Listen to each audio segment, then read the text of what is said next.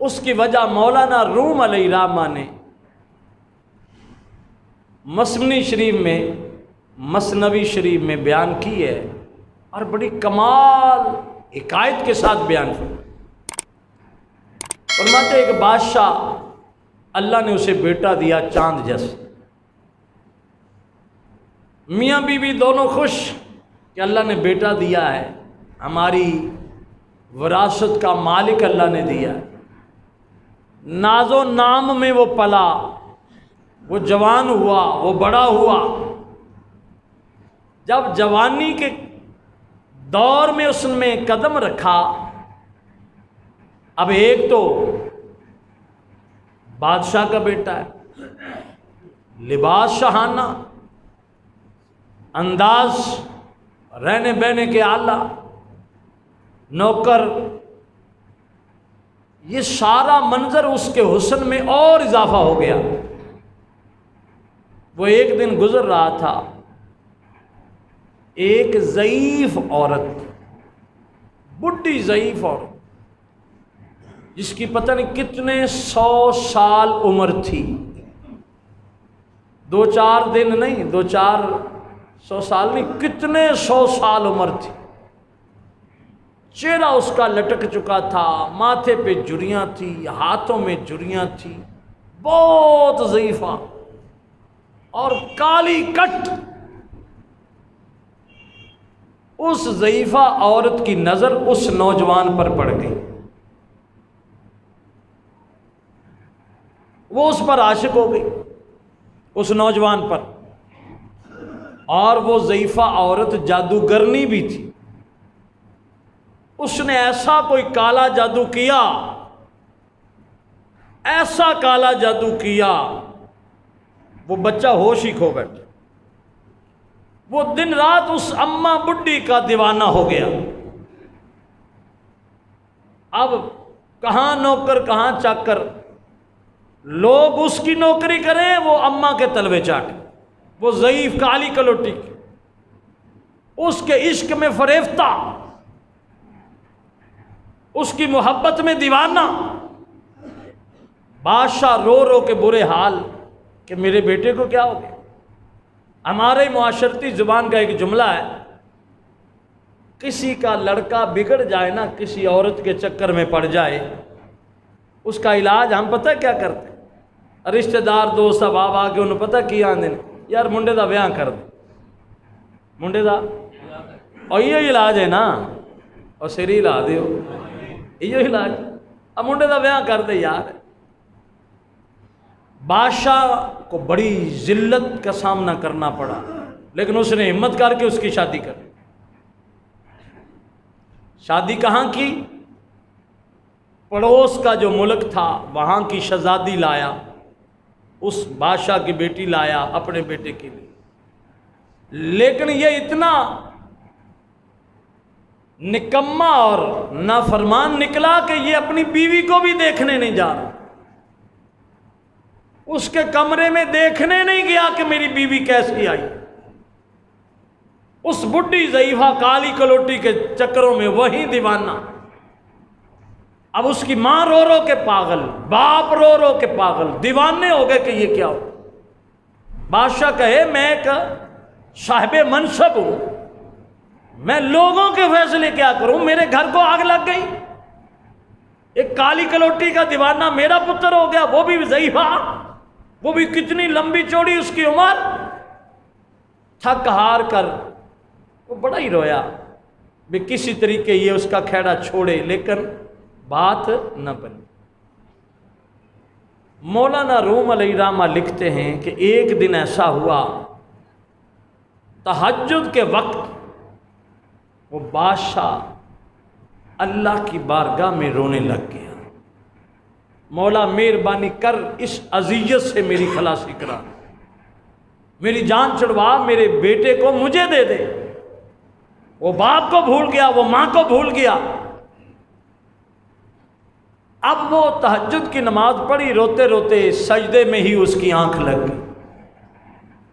آنکھ لگی تو خواب میں کسی نے آواز دی کہ تیری فریاد ہم نے سن لی ہے، تیری فریاد ہم نے سن لی، تیرے شہر کا جو فلان دروازہ ہے نا، وہاں ابھی تہجد کے بعد ایک مرد درویش گزرے گا، اس کو جا کر ملو، وہ تمہارا حل کرنے آ رہا ہے، تیری مشکل دور کرنے آ رہا۔ اب بادشاہ جس کی کہیں چال نہ چل رہی تھی وہ دوڑا، آنکھ کھلی اسی دروازے کی طرف۔ اب کوئی ساتھ نوکر نہیں، کوئی چکر نہیں، کوئی جناب ہٹو بچو کی آوازیں نہیں، کوئی گارڈ نہیں، اکیلا ہی دوڑ پڑا۔ اس دروازے پہ گیا تو سامنے ایک درویش آ رہا ہے، اللہ اللہ کرتے آ رہا ہے، اللہ کی یاد میں مگن ہے۔ جب وہاں بادشاہ کے پاس پہنچا، بادشاہ اس سے ملا، حضرت میں اس علاقے کا بادشاہ ہوں۔ اس درویش نے کہا بھی تو بادشاہ ہے تو ہم فقیروں سے تمہارا کیا واسطہ، ہم تو درویش لوگ ہیں زمین پر بیٹھنے والے، تم بادشاہ ہو، کیوں آئے ہو میرے آگے؟ اس نے کہا حضرت میں آپ کو اپنی شاہی محل میں لے چلوں گا۔ تو بادشاہ نے کہا کہ جو زمین کا بچھونا بنا کے سوتے ہوں انہیں بادشاہوں کے محلوں کی ضرورت نہیں ہوتی۔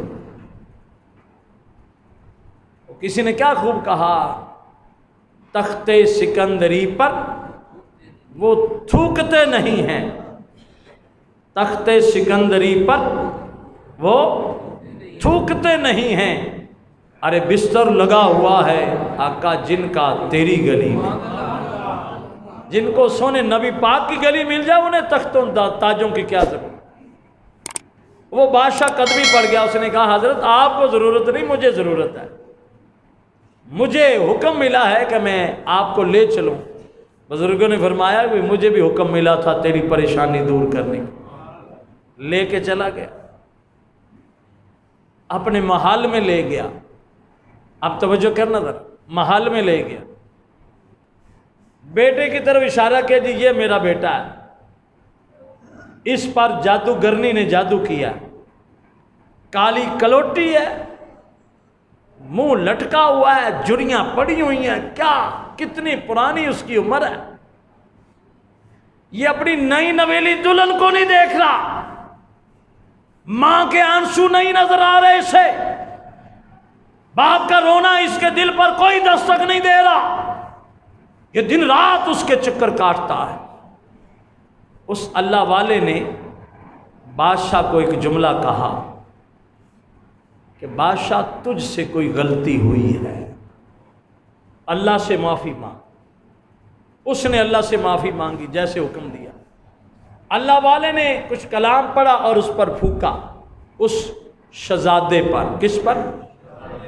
ہماری زبان کا جملہ نا فلانا تا شہزادہ بندہ ہے، جڑا ہوئے شہزادہ ان کے لگے، شہزادے پر پڑھ کے جب پھونکا، اس کے اوپر جو جادو کالے کا خول تھا وہ ٹوٹا، وہ آگے جو چادر تنی تھی وہ پھٹی، آنکھیں کھلی تو باپ روتا بھی نظر آیا، ماں کے آنسو بھی نظر آ گئے، باپ کے قدموں میں پڑ گرا، ابا مجھے معاف کر دے، ماں سے معافی مانگی، اماں مجھے معاف کر دے۔ انہوں نے کہا ہم نے تو جو تجھے معاف کیا، جو سب کچھ چھوڑ کر تیرے لیے سج کے بیٹھی ہے، ماں باپ چھوڑ کے آئی ہے، اس کو بھی راضی کر۔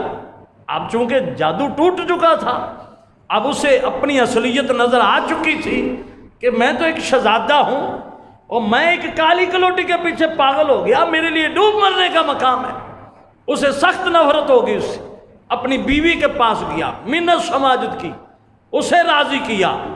اب بیوی نے کہا کہ مجھے راضی کرنے کی ضرورت نہیں، میں تو تیرا انتظار کر رہی تھی۔ ہنسی خوشی گھر آباد ہو گیا۔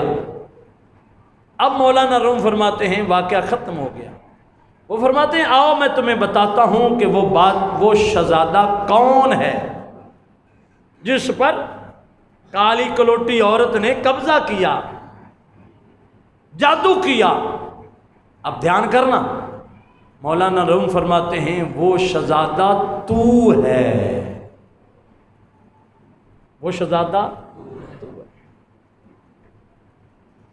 مجھے یقین ہے سمجھ نہیں آئی۔ وہ کالی کلوٹی عورت کون ہے؟ مولانا روم فرماتے ہیں وہ دنیا ہے۔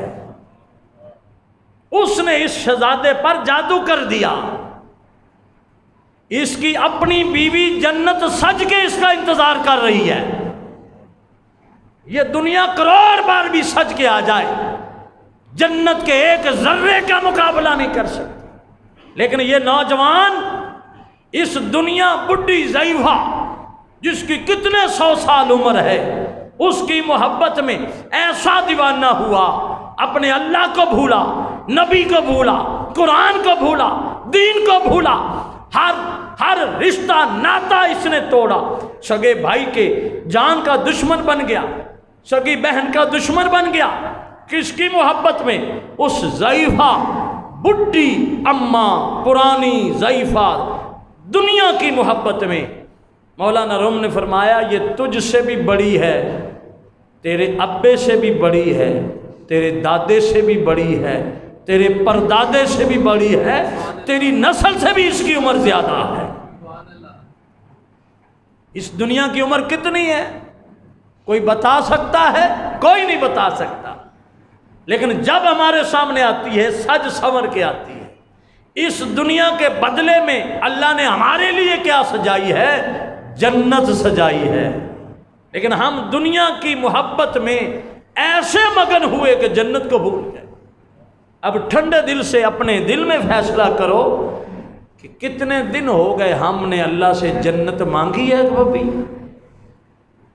کیا میری بات درست ہے کہ اگر در مصطفیٰ بھی ملے ہم دنیا کا ہی تقاضا کرتے؟ کاش ہمیں یہ دعا یاد ہوتی، ربنا آتنا فی الدنیا حسنہ، اولا دنیا بھی دینی ہے تو اچھی دے، آخرت بھی دینی ہے تو اچھی دے۔ اللہ فرماتا ہے جو صرف دنیا مانگتے ہیں میں انہیں دنیا بھی نہیں دیتا، اور جو مجھ سے آخرت مانگتے ہیں میں دنیا سے بھی مالا مال کرتا ہوں، آخرت سے بھی مالا مال کرتا ہوں۔